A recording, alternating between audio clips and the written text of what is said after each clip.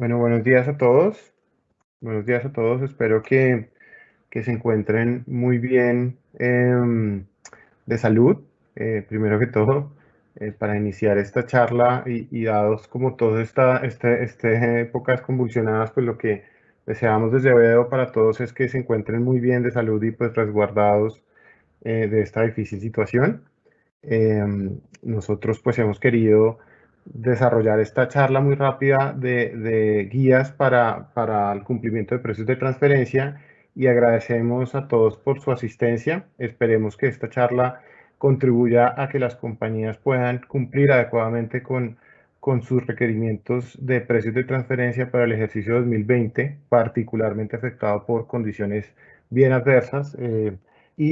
Pues que al final de la charla se lleven unas buenas ideas de cómo prevenir potenciales contingencias. Si quieres, vamos con el otro slide. Les habla pues Luis Miguel Jiménez, yo soy gerente senior de la práctica de precios de transferencia en BDO y junto a mí va a estar Néstor Duarte, también gerente del área de precios de transferencia. Nosotros dos vamos a estarles dando como la charla en este espacio.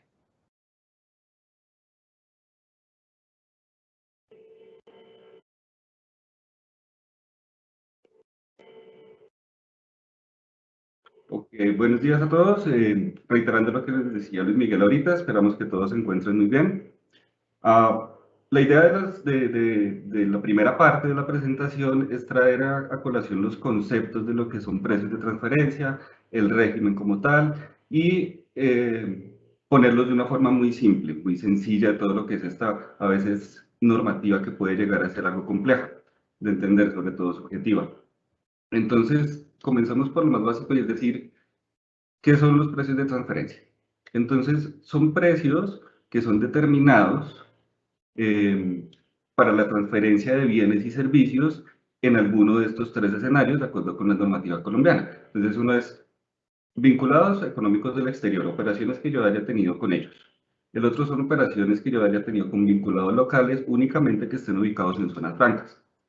O la otra, que son terceros, que pueden ser personas o sociedades que estén ubicadas, o sean residentes, o estén domiciliadas en jurisdicciones no cooperantes de baja o nula imposición, lo que se conocía antes como paraísos fiscales o regímenes tributarios preferenciales.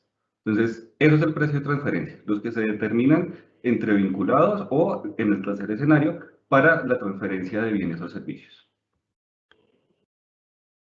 ¿Para qué se hace?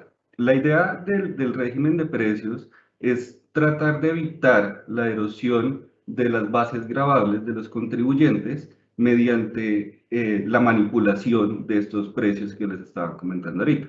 Entonces, la idea es que yo analice este tipo de operaciones y verifique que esas operaciones no están en detrimento del recaudo de los impuestos. Ahora, para la normativa colombiana, ¿quiénes son los que están obligados a cumplir con este régimen de precios? Lo que nosotros tenemos o hacemos en nuestro diario vivir es determinar lo que es un árbol de decisión. Y esto es saber quiénes son los que están obligados. Entonces, tengo como dos grandes grupos. En una parte tengo lo que son operaciones con vinculados económicos que estén en el exterior o en zona franca. Entonces, comencemos por ahí. ¿Qué es lo primero que yo tengo que mirar? ¿Patrimonio bruto o ingresos brutos? Si yo tuve operaciones con mis vinculados y cumplo alguna de estas dos condiciones, y es que el patrimonio bruto sea igual o superior a 100.000 VTs, o haya tenido ingresos brutos superiores a 61.000 VTs, con alguna de esas dos condiciones que se cumplan, ya debo presentar la declaración informativa. Para el año fiscal 2020, estos umbrales corresponden a 3.560 millones y 2.172 millones respectivamente. Entonces, eso por un lado para saber si tengo que presentar la declaración. Por otra parte, está lo que son las operaciones con los paraísos fiscales o regímenes preferenciales. Aquí miren que la gran diferencia que hay es que yo no tengo en consideración lo que son los umbrales de patrimonio bruto o ingresos brutos. La normativa más o menos me dice, si usted realizó operaciones superiores a 10.000 VTs, entonces tiene que presentar el informe local por tipo de operación, ¿no? Tengan cuidado, aquí después lo vamos a ver más adelante, pero aquí lo importante es ver qué es el tipo de operación, no el total de las operaciones que yo haya hecho con los paraísos fiscales, sino por tipo de operación. Entonces, si yo de todas maneras tuve ese tipo de operaciones y en ninguna superé el umbral, igual tengo que presentar la declaración informativa.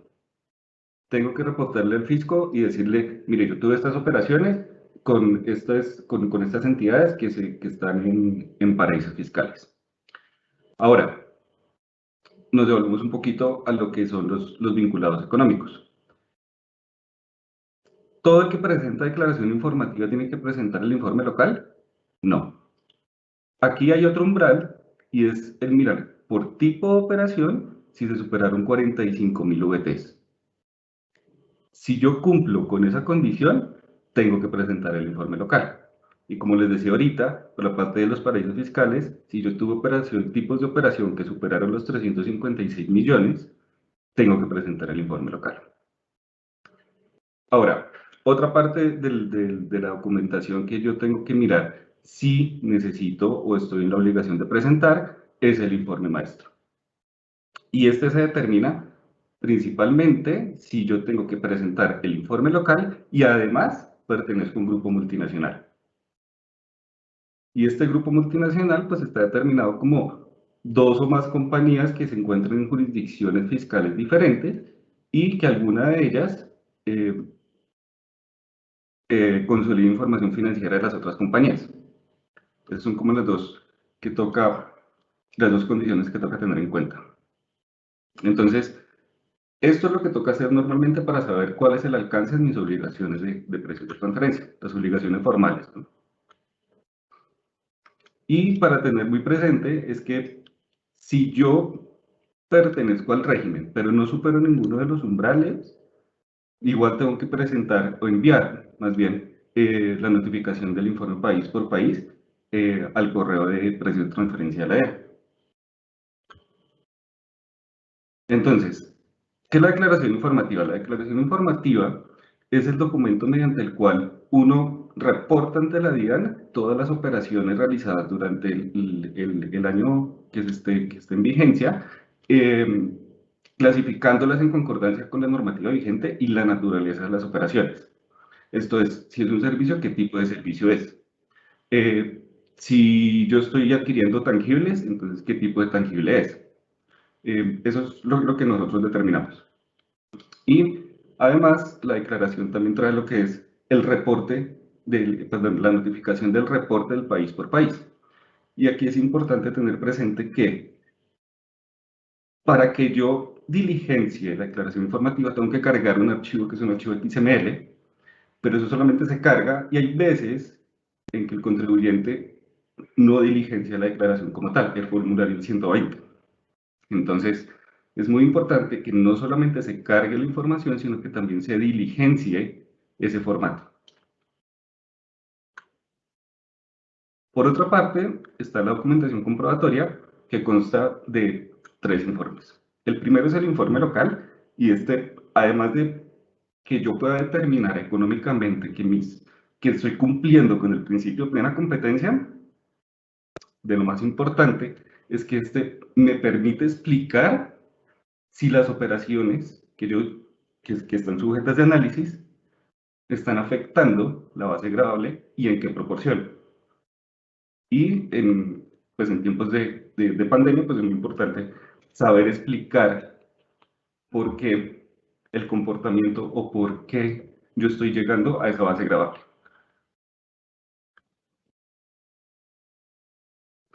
El otro informe es el informe maestro. El informe maestro, por lo general, lo que hace es dar una visión global de cómo funciona el grupo multinacional a nivel mundial. Y esto está tomando mucha relevancia, más por la parte sancionatoria que por otra incidencia, y es que la DIAN está siendo muy meticulosa con la información que debe ir dentro del informe maestro. Se está saliendo de lo sustancial para meterse en lo que es la forma como tal del informe. Y por último está el país por país, Este lo que hace es contener pues, información en relación a la repartición como tal de ingresos e impuestos pagados por las compañías del grupo multinacional.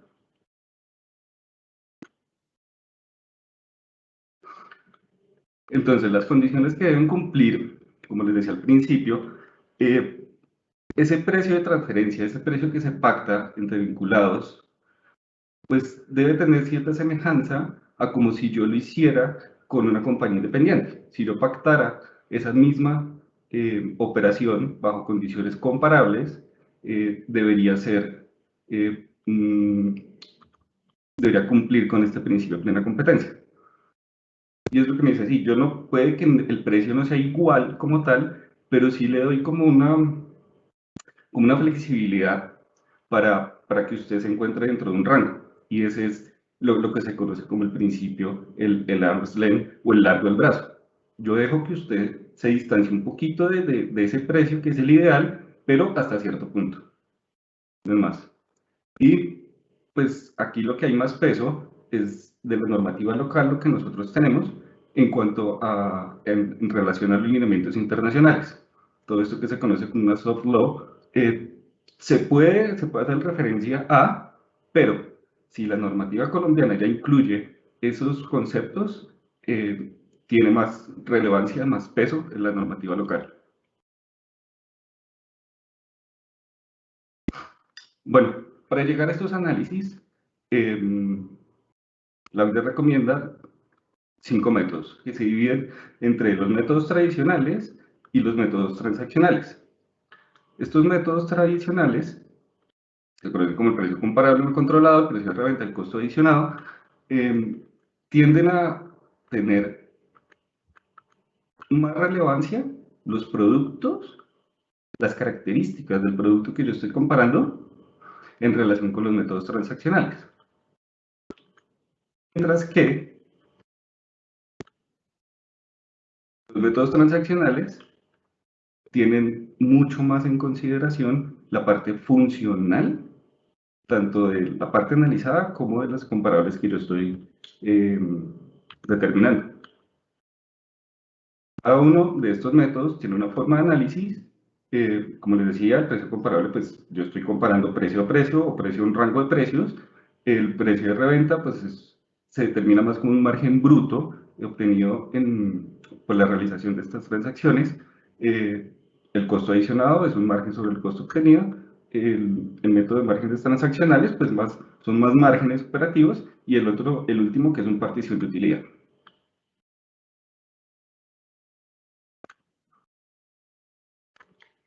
Esto es como un resumen, simplemente para decirles, mire, todos los métodos utilizan información sobre transacciones no controladas. Como les decía, a través de los análisis, pues se pueden establecer que los precios pactados por o con terceros cumplen con las condiciones de mercado, que es llegar al cumplimiento de ese principio de plena competencia. Esto se puede hacer, como decía, de manera directa, a través de comparación con lo que decía, por ejemplo, con el método del precio controlado, o a través de confección o determinación de rango de precios de mercados en los cuales ya se utilizan métodos estadísticos, en especial el rango intercuartil.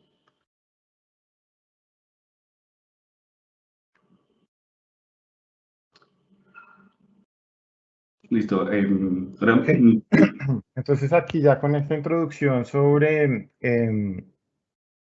digamos, la parte inicial de precios de transferencia, un poco qué son y para qué sirven, y cuándo estamos sujetos a este régimen, entonces pasamos a revisar un poco las posiciones que nos pueden generar o detonar riesgos en materia de precios de transferencia.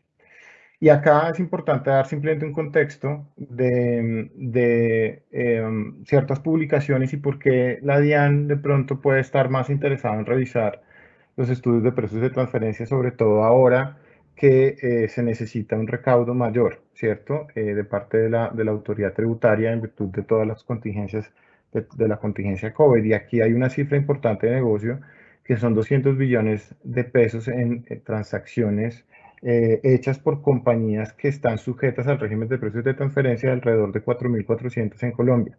No son muchas compañías, pero sí responden por un volumen de operación muy importante y eso, por supuesto, va a estar a los ojos de la autoridad tributaria.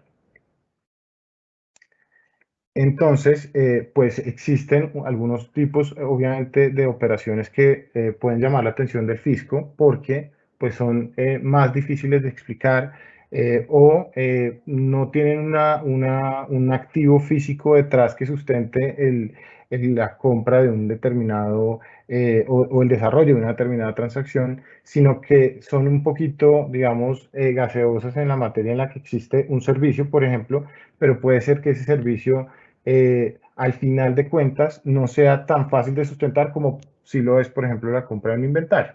Entonces, simplemente para mencionar, la operación que más se repite, según cifras de la DIAN, son las compras de inventarios para distribución y también hay un componente importante de operaciones de préstamo intercompany que esas también son bien relevantes para el fisco por la deducibilidad de los intereses asociados a esas transacciones.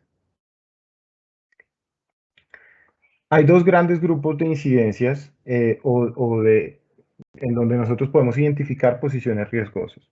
Entonces, vamos a hablar primero de las de forma, y estas son presentar tarde, ¿cierto? Que la compañía no llegue a la fecha de vencimiento con los documentos establecidos, que tenga inconsistencias en la información que presenta, tanto inconsistencias respecto de la información contable, que esas son algunas de los cruces que se hacen más rápidamente por parte de la autoridad tributaria en alguna controversia que se tenga. Lo primero que se revisa, o uno de los primeros aspectos que se revisa, justo es que las cifras contables y los soportes coincidan con aquello que yo estoy incluyendo en los informes de precios de transferencia y también que coincida la información general y la información específica que yo diligencio en la declaración informativa respecto de la información que yo estoy incluyendo en la documentación comprobatoria.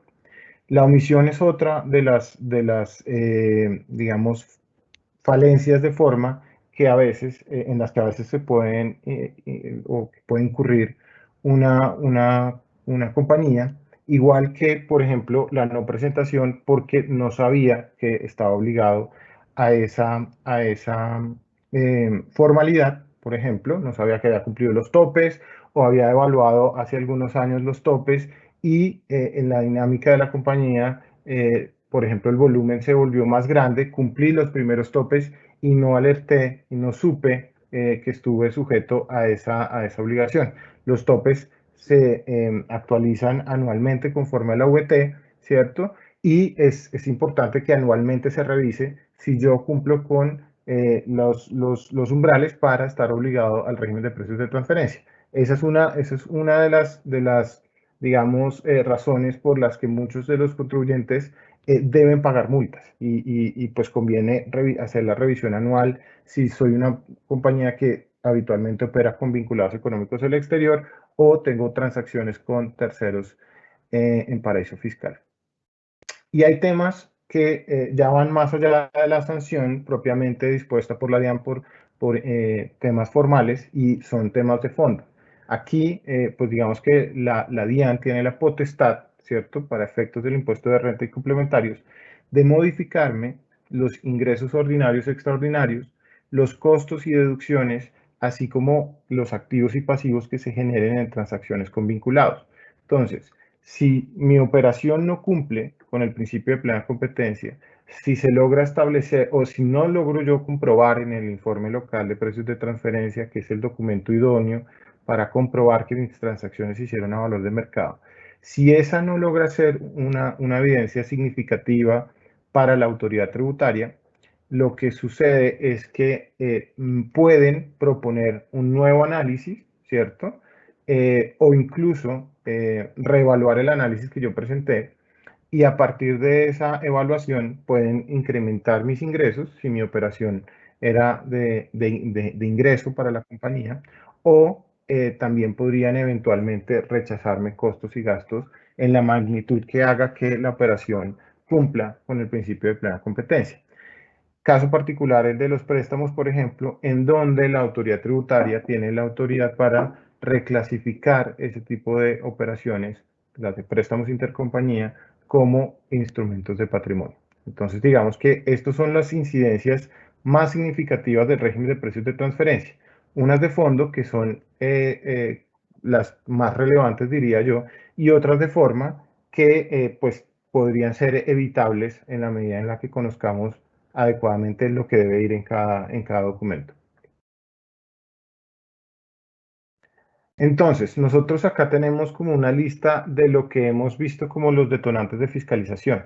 Realmente, para la DIAN, el hecho de que yo presente extemporáneamente, más allá de las sanciones por extemporaneidad, puede ser el inicio de una fiscalización porque ya es como una bandera roja, ¿cierto? Y lo que hemos visto es que los contribuyentes que tienen una presentación extemporánea de sus documentos habitualmente son requeridos por algunas otras falencias del estudio. Eh, También hemos visto que hay que las solicitudes de saldos a favor, pues por supuesto generan toda la revisión de renta y ello conduce a que se revisen las posiciones de precios de transferencia que afectan esa renta y esas devoluciones de saldos a favor que puedan generarse en los contribuyentes. Las bajas rentabilidades de una compañía comparadas a las del sector en el que opera son indicios de que algo puede estar pasando y para la DIAN son, digamos, detonantes de fiscalizaciones en algunos casos. Los ajustes en renta reiterados en relación con, por ejemplo, sé que tengo una posición de precios de transferencia que no cumple con el principio de plena competencia y año a año, previo a mi presentación de renta y sin que la DIAN llegue, pues yo ajusto esa posición. Eso también puede llamar la atención del fisco. ¿Sí? Cuando yo tengo ajustes recurrentes en renta, puede ser que llame la atención y sea susceptible de una fiscalización. Otros aspectos importantes son las inconsistencias en la información exógena que se entrega a la DIAN o en otros reportes que la DIAN ya tiene sobre mis transacciones con vinculados. Muchas veces no es coincidente la información de medios magnéticos con lo que yo he reportado en la declaración informativa y ese cruce de información pues se puede hacer con relativa facilidad por parte de la DIAN y ello conduce a, en algunos casos, a que me envíen en primera instancia un oficio disuasivo diciendo, bueno, explíquenos las diferencias y más adelante eso puede desencadenar en una fiscalización por parte de la DIAN.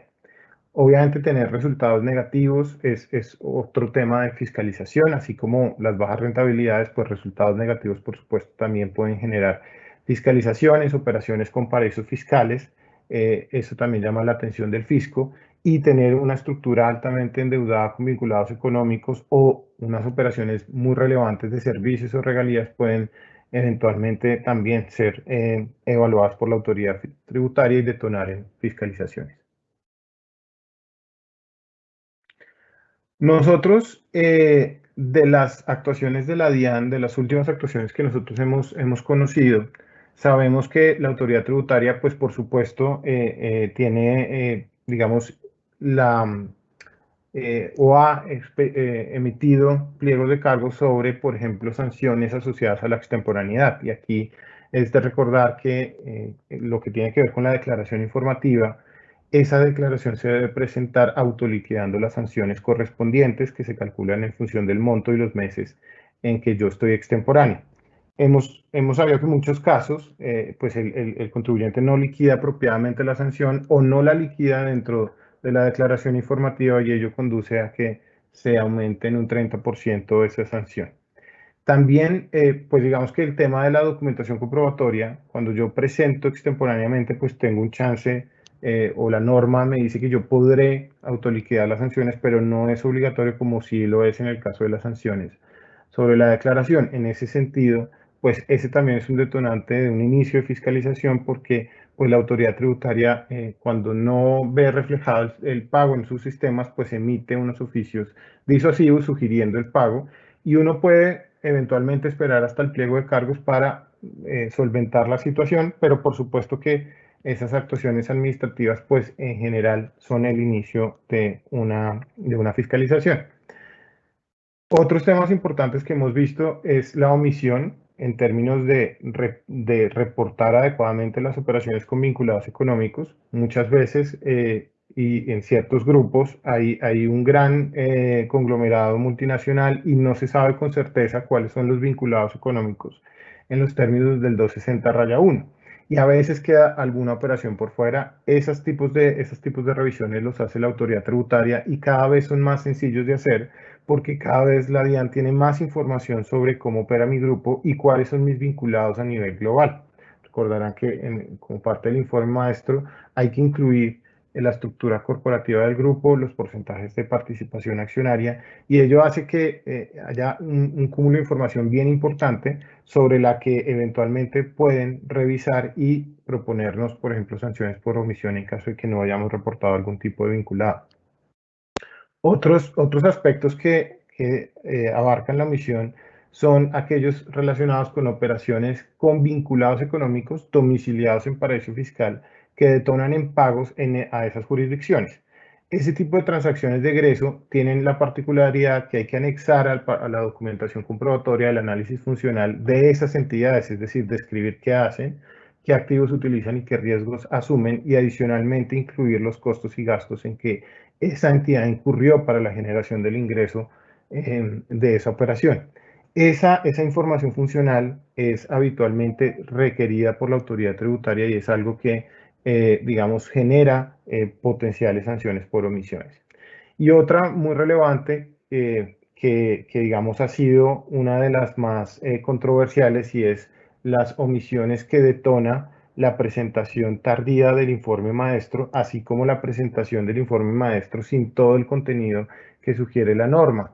Digamos que aquí hay bastantes debates porque realmente, pues cuando uno presenta el informe maestro que hace parte, pues digamos de acuerdo con la DIAN, es una unidad de información con el informe local y compone esa documentación comprobatoria, pues la autoridad tributaria ha entendido que la presentación tardía de ese reporte no debe ser considerada como una extemporaneidad, que a veces es algo más, es una sanción menor si uno la presenta unos días después o incluso unos meses después del vencimiento de las obligaciones del informe local, sino que la ha entendido como una omisión porque hace falta una parte de lo que yo ya presenté, que es el informe local. Y eso, por supuesto, puede generar sanciones muy onerosas. No solo porque presenté después, sino porque, por ejemplo, cuando presenté, el contenido del reporte no incluía todas las secciones que sugiere la norma. A veces se incluye la sección, pero, por ejemplo, no está presente dentro de la estructura corporativa del grupo los porcentajes accionarios. Y más allá de que sea evidente que todas las entidades que conforman el grupo son poseídas en un 100%, hay que dejar explícito el hecho de que esa situación es así. Hay que dejar explícito los porcentajes de participación, porque si no el fisco va a proponer unas sanciones que, aunque son debatibles, pues conducen a un desgaste administrativo importante. Entonces, digamos que allí la recomendación es ser muy juiciosos con la revisión de los requerimientos locales e incluir todo lo que la norma diga, aun cuando, por ejemplo, no aplique para el grupo. Hay una sección en la que hay que aportar si el grupo tiene acuerdos anticipados de precios de transferencia o está inmerso en fiscalizaciones por precios de transferencia, y aunque ello no sea así, aunque la compañía no, aunque el grupo no le, digamos, aplique esa sección, hay que incluirla y decir que no aplica, porque su no inclusión puede detonar en una omisión en la información y eso conduce a sanciones que se calculan en función del monto de la operación sujeta a documentación, lo cual puede ser muy grande y pues es evidentemente una sanción desproporcionada, pero lamentablemente hoy por hoy como se interpreta el artículo de sanciones de precios de transferencia, pues da pie para que la DIAN proponga unas sanciones muy grandes por hechos que a lo mejor son irrelevantes. También, como les comentaba, las inconsistencias son otra de las principales auditorías de forma de la DIAN, y aquí es importante recalcar que nosotros debemos preparar la declaración informativa casi que al tiempo que estamos preparando las obligaciones de medios magnéticos, porque digamos que nosotros debemos identificar, o sea, en principio, la información contable, que es sobre lo que se basa precios de transferencia. Precios de transferencia no se basa sobre la información luego de la depuración fiscal, sino sobre la información contable de la entidad y los soportes que se anexen. Esa información debe, en principio, coincidir con las operaciones que se reportan en medios magnéticos y pueden haber ciertas diferencias, pero lo importante es que la compañía tenga identificado claramente por qué se dan, ¿cierto? Y se pueda incluir dentro de la documentación comprobatoria, si es preciso, esas anotaciones que nos permitan aportar la evidencia de que en efecto no se trata de una inconsistencia, sino se trata de una manera de reportar la información. Entonces, en principio, pues, por supuesto, la información contable debe coincidir con lo que estoy reportando en precios de transferencia y eso a su vez debe coincidir con la demás información exógena que estoy reportando porque ello detona en fiscalizaciones formales. Y obviamente hay que guardar consistencia dentro de la documentación comprobatoria y la declaración informativa.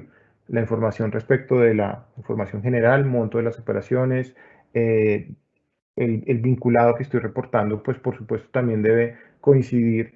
A veces nos sucede que hay un vinculado que se está reportando a efectos del informe maestro y ese vinculado en el informe maestro seguramente viene con el Tax ID adecuado, pero en precios de transferencia, por ejemplo, se está reportando bajo el consecutivo de DIAN, ¿cierto? Porque esa es la información que se tiene local. Entonces, un poco es depurar esos terceros, pues esos vinculados, incluir apropiadamente la razón social y el Tax ID para no caer después en ciertas inconsistencias que se pueden dar incluso porque pues se pueden confundir los nombres, sobre todo cuando los grupos tienen para diversas jurisdicciones una misma configuración de nombre y puede hacer que tengamos ciertas confusiones. Entonces, la recomendación allí es depurar los vinculados en términos de la razón social adecuada, el tax ID adecuado y que eso sea consistente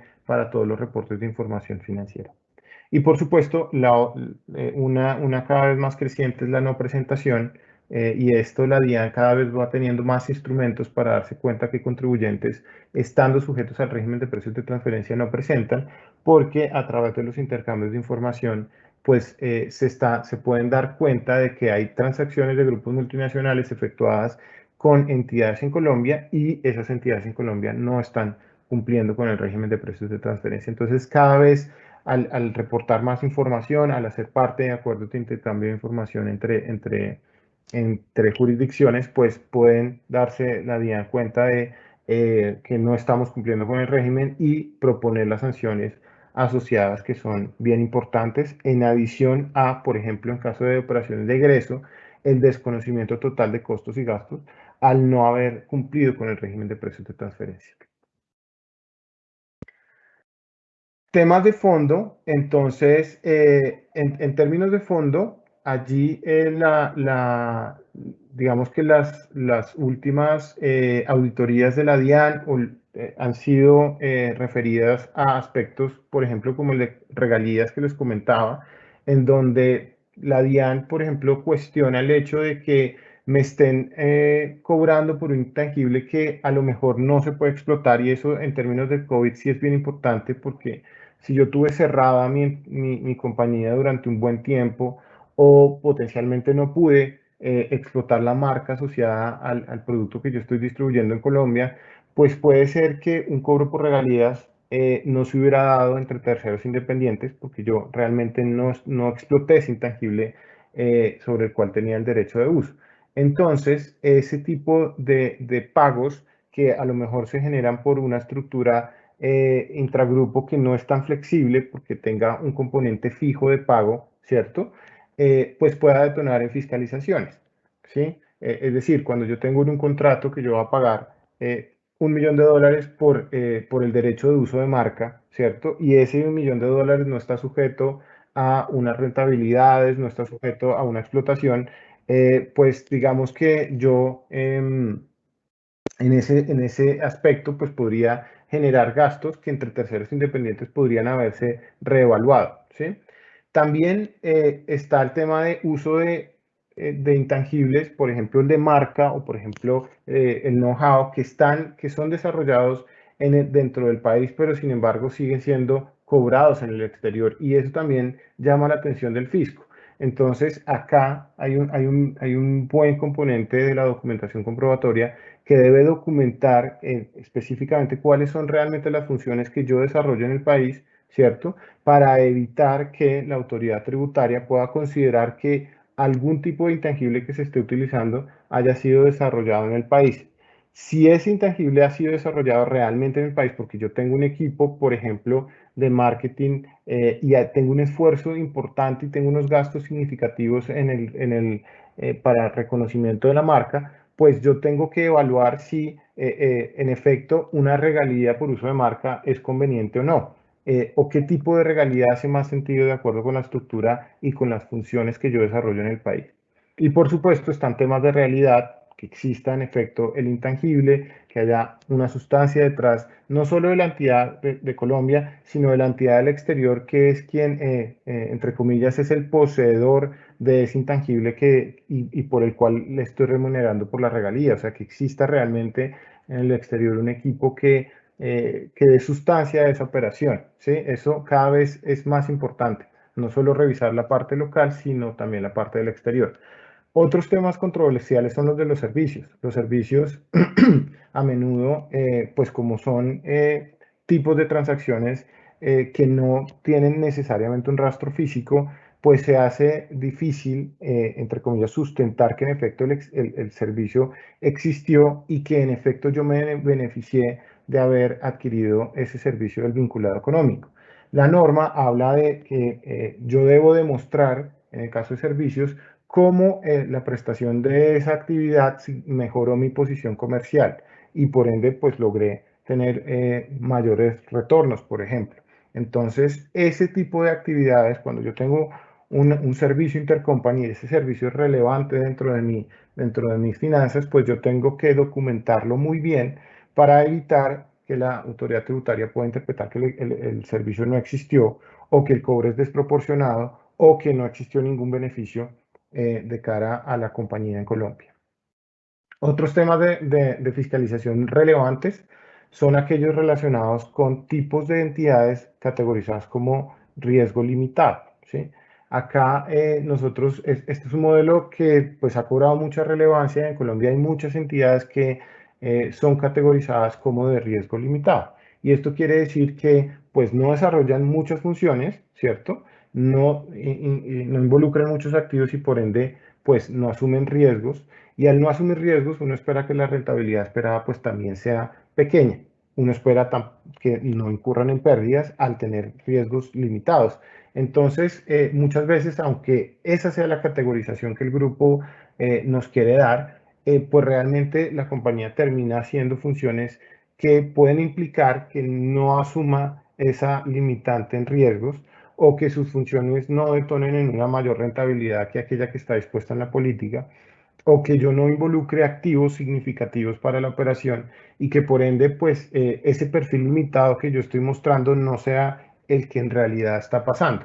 Entonces, la recomendación allí es revisar el análisis funcional, ver qué tan limitados soy yo como entidad, porque muchas veces los contratos que remuneran mi actividad, los contratos de distribución, los contratos de servicios, muchas veces que componen la totalidad de mis ingresos, porque, por ejemplo, soy una empresa que presta la totalidad de servicios a un vinculado económico o vende la totalidad de productos a un vinculado económico. Muchas veces los contratos que están regulados bajo para este tipo de transacciones proponen una rentabilidad objetivo a la compañía y esa rentabilidad objetivo, pues desde luego no es muy alta porque está sujeta a este perfil de riesgo limitado. Entonces yo tengo que revisar si en efecto lo que yo estoy desarrollando conduce a que esa rentabilidad sea adecuada. Otro foco de fiscalización, por supuesto, son los commodities, que hace muy poco ya venció el plazo para el registro de los contratos y sobre todo estas fiscalizaciones pues se podrían haber exacerbado luego del cambio en la normativa y la inclusión como método preferente del precio comparable no controlado para el análisis de este tipo de transacciones. Es decir, la normalidad de casos, si yo tengo una venta o compra de commodities vinculada en el exterior, debería aplicar el método de precio comparable no controlado, salvo que por alguna circunstancia excepcional ese método no sea aplicable. Entonces, digamos que cuando hablo de la venta de café o de la venta de petróleo o de la venta de cualquier bien que se pacte o se trance en el mercado con referencia a un valor público y de mercado cotizado en cualquier bolsa, entonces yo estoy frente a una negociación de un commodity y en ese sentido tengo que utilizar el precio comparable no controlado, es decir, comparar directamente el precio que yo pacté en la en la compra o venta del bien con el precio de referencia de mercado. Ese análisis cada vez, digamos que la DIAN espera ver eso en los documentos de precios de transferencia y aunque acepta el uso de otros métodos, pues yo sí tengo que ver muy claro el por qué no utilicé el precio comparable, porque ese método no es realmente aplicable para una transacción en la que, pues digamos a priori, yo podría tomar el precio de referencia de mercado y directamente compararlo con aquel que pacté con mi vinculado económico. El registro de contratos sin duda va a ser un insumo importante en la fiscalización de la DIAN, ¿cierto? Porque allí reposa, digamos, lo que en realidad se quiere con todos estos cambios en la normativa y es establecer realmente las condiciones a través de las cuales yo compré o vendí ese commodity y sobre todo, o en particular, la fecha de negociación de ese contrato, porque desde luego que los contratos van variando, los precios de los contratos de futuros, por ejemplo, en la venta de un commodity van variando día a día y el efectuar una negociación en un determinado mes puede tener beneficios para la contraparte del exterior y no necesariamente ese tipo de negociaciones las desarrollarían terceros independientes. Entonces, un poco el registro de contrato, entre otras condiciones, tiene sobre todo la orientación de establecer fielmente cuál fue la fecha real de negociación y si en esa fecha las condiciones de venta de esos activos cumplen con las del mercado. Entonces, digamos que este es otro foco de fiscalización de fondo de la autoridad tributaria. Y muchos de las controversias que se generan tienen que ver con ajustes a la comparabilidad que yo desarrollo.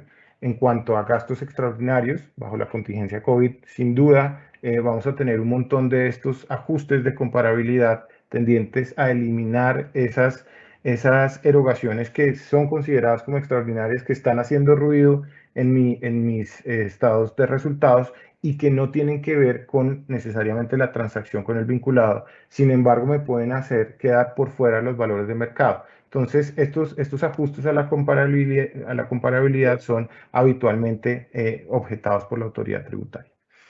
Tenemos nosotros también asuntos de revisión de comparables. Cuando la DIAN revisa nuestros estudios, normalmente puede aceptar la estrategia de búsqueda, pero las compañías comparables que seleccionemos, si tienen pérdidas, son objetables por parte de la autoridad tributaria, a veces sin una razón de fondo, pero se objetan porque por supuesto que eso disminuye el rango de mercado que yo me estoy comparando.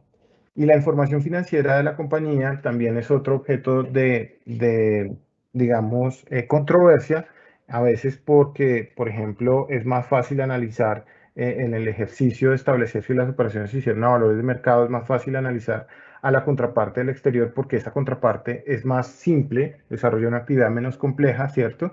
Y pues habitualmente yo puedo utilizar, y la norma me faculta para utilizar a la contraparte vinculada para establecer que esa contraparte vinculada me vendió, ¿cierto? O compró productos o servicios a valores de mercado. Y habitualmente la autoridad tributaria pues rechaza ese análisis con la parte del exterior, sobre todo cuando la compañía colombiana, por razones de mercado, ¿cierto? O por otras razones, digamos, pero por razones principalmente de mercado, incurren pérdidas operativas, ¿sí? Entonces la autoridad tributaria, pues desde luego, en su fiscalización, revisa que las rentabilidades operativas de la compañía pueden estar en terrenos negativos o por debajo del rango analizado y descarta de plano el uso de la parte analizada en el exterior.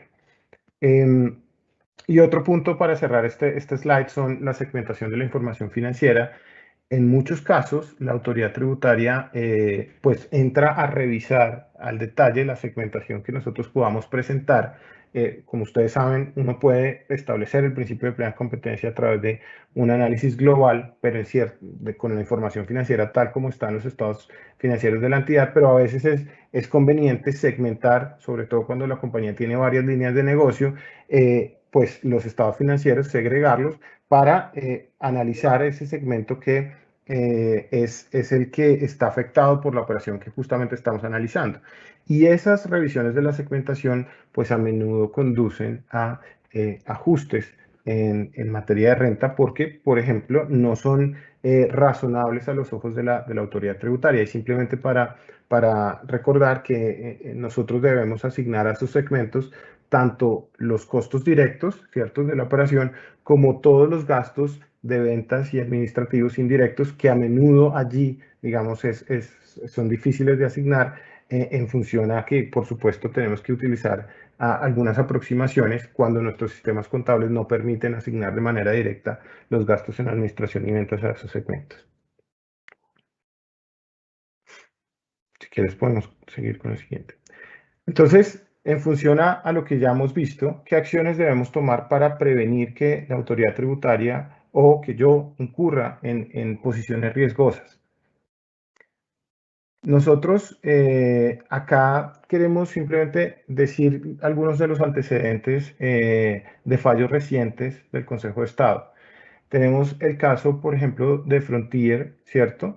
En donde la compañía realizó un ajuste por diferencial cambiario, ¿sí? Frontier presentó como parte de su documentación comprobatoria un ajuste de comparabilidad tendiente a eliminar el riesgo cambiario que existía en su operación. Sin embargo, pues por supuesto la autoridad tributaria rechazó ese ajuste de comparabilidad y el fallo del Consejo de Estado lo que se indica es que el ajuste de comparabilidad no fue, digamos, adecuadamente presentado porque solo ajustó a la parte analizada y no a los comparables como debió haber sido. Entonces aquí la invitación en general en todos estos fallos recientes del Consejo de Estado es que nosotros debemos documentar, es decir, establecer con hechos por qué una partida por ejemplo, de gasto puede ser considerada como extraordinario y no solo retirarla del análisis de la parte que estamos analizando, de nosotros, sino también de las contrapartes en el exterior. Entonces, digamos que de los comparables que estamos utilizando en el exterior. Entonces, eso también es relevante porque en todos estos casos realmente lo que hay es que el Consejo de Estado falla en función de los hechos probados, ¿cierto? En función de lo que esté documentado y si algún aspecto no está adecuadamente documentado, es posible que, aunque el contribuyente pueda tener razón, no tenga un fallo favorable. Listo, si quieres podemos seguir. Entonces, en ese sentido, lo que nosotros recomendamos es, primero, una adecuada planificación, es decir, establecer realmente cuáles las funciones en una primera instancia y desde el inicio de todo esto de la planificación es establecer yo qué hago, cuáles son mis funciones dentro del grupo, cuál es la estructura de las operaciones intercompañía que yo quiero mostrar y cuáles las que tienen más sentido de cara a las cargas tributarias que esas transacciones pueden detonar y qué documentos necesito elaborar para sustentar esas operaciones, ¿cierto? Entonces, lo primero es planificar el tipo de transacciones que existen en función del perfil funcional que cada entidad dentro del grupo exhibe para establecer para cada entidad una remuneración adecuada con esas funciones, activos y riesgos y, por supuesto, que tenga sentido con la carga tributaria que va a detonar. Lo segundo es que a veces pues yo tengo que identificar en función de esas actuaciones, en función de lo que revisamos, cuáles son esas potenciales posiciones riesgosas que nosotros podemos tener de cara a la autoridad tributaria, identificarlas. Lo siguiente es cuantificar esos impactos que esas potenciales posiciones riesgosas tienen y establecer, pues, cuál es el monto, ¿cierto?, de la contingencia que yo tengo. Y, por supuesto, que a partir de ese monto y tomar acciones también para que en futuras vigencias, pues, esa contingencia no se vuelva a presentar. Y además, pues saber cuánto de pronto hay que provisionar o cuánto es el impacto que mi posición puede tener en cuanto a la incluso continuidad de una compañía. Lo cuarto es tener un adecuado cumplimiento, es decir, tratar de prever con el tiempo suficiente las obligaciones de precios de transferencia para que no se desarrollen en los últimos días previos al vencimiento, sino que haya el plazo adecuado para que yo pueda incluir todo ese acervo probatorio dentro del documento, ¿cierto? O por lo menos dejar esbozadas ¿cierto?, las principales características de la transacción para evitar que la autoridad tributaria malinterprete lo que allí esté documentado, ¿cierto? Y por supuesto, el desarrollo de un estudio con suficiente planificación me va a prevenir inconsistencias o me va a prevenir fallas formales que, pues, por supuesto, en muchos casos sí son fácilmente identificables.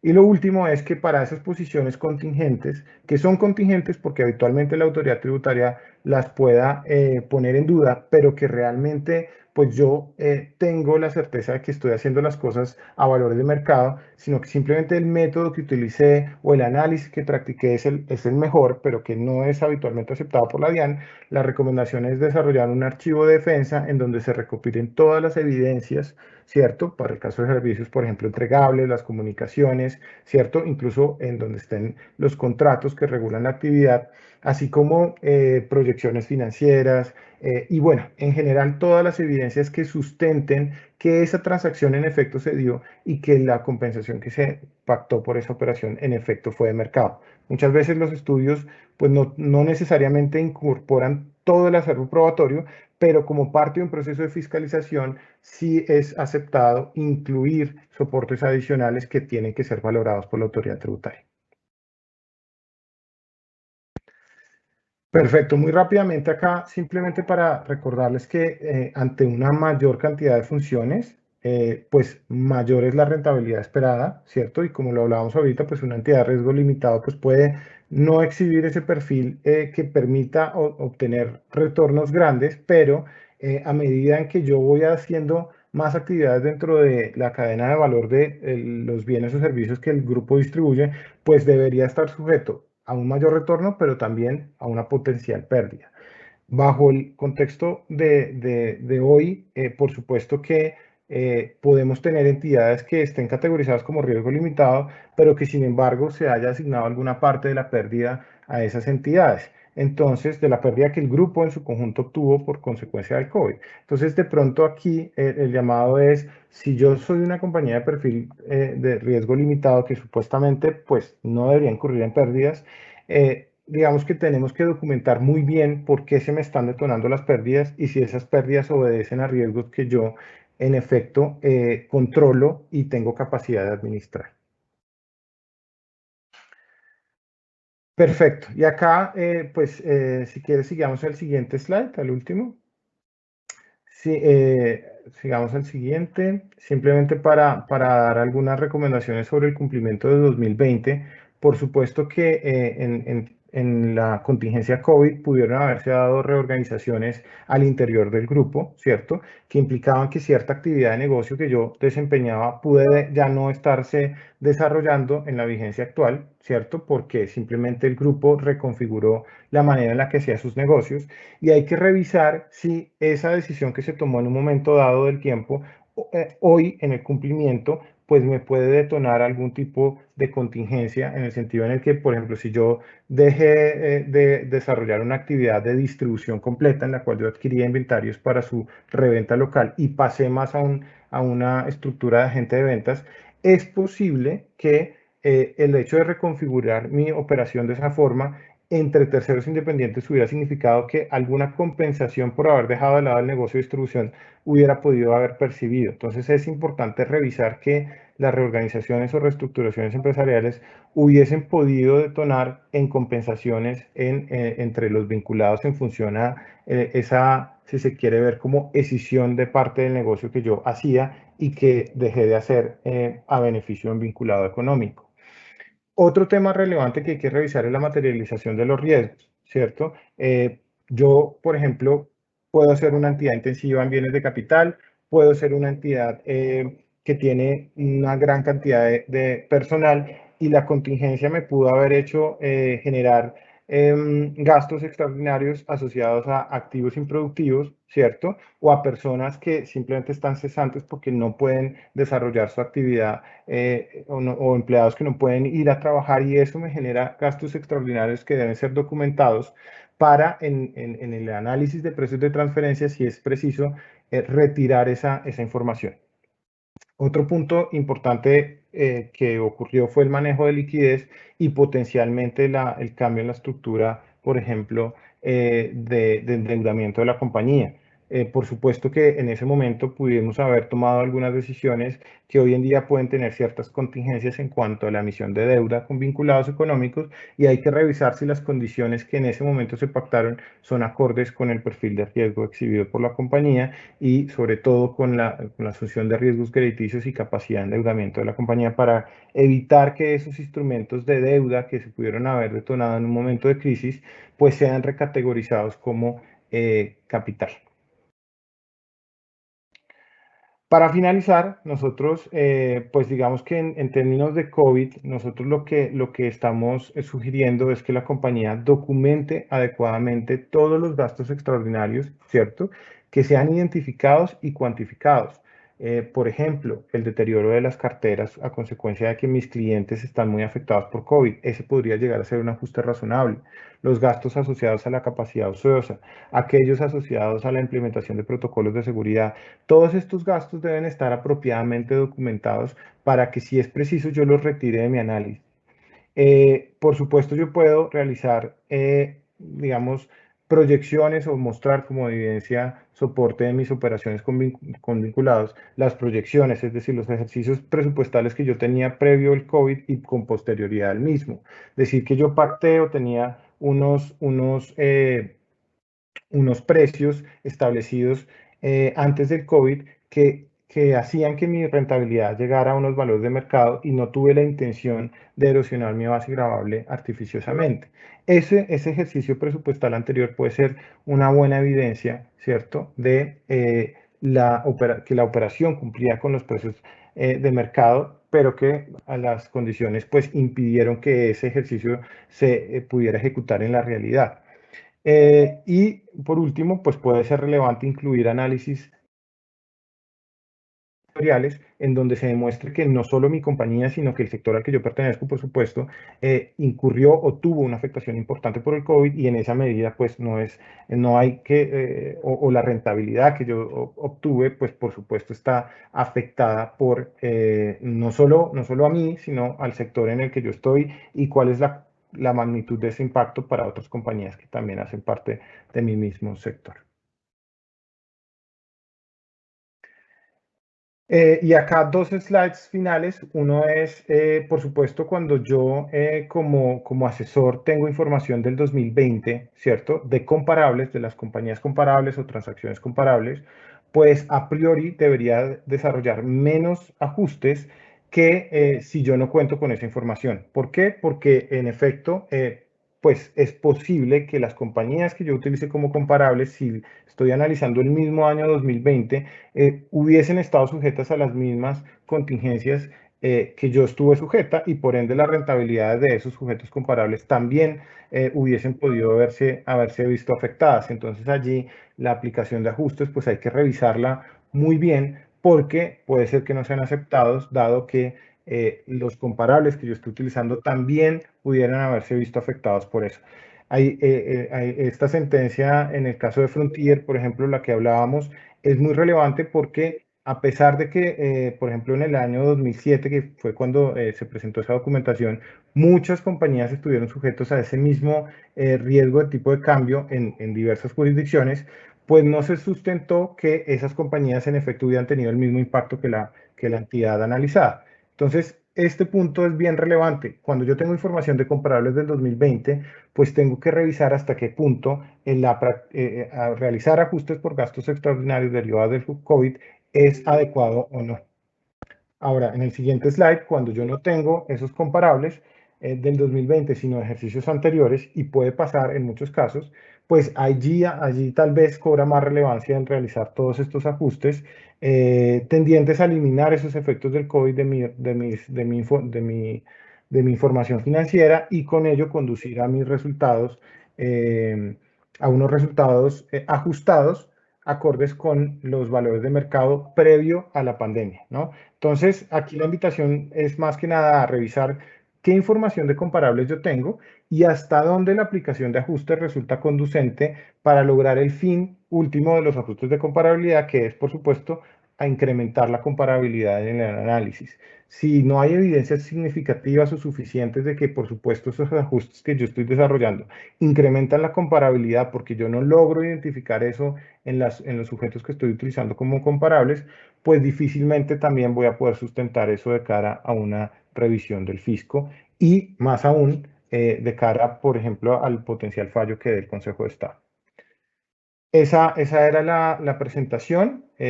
Muchísimas gracias por el tiempo. No sé si tengan alguna duda que nos quisieran compartir para poder aclararla pues, digamos, en estos minutos que ya hemos superado la presentación, pero pues podemos tomar algunas dudas si lo consideran.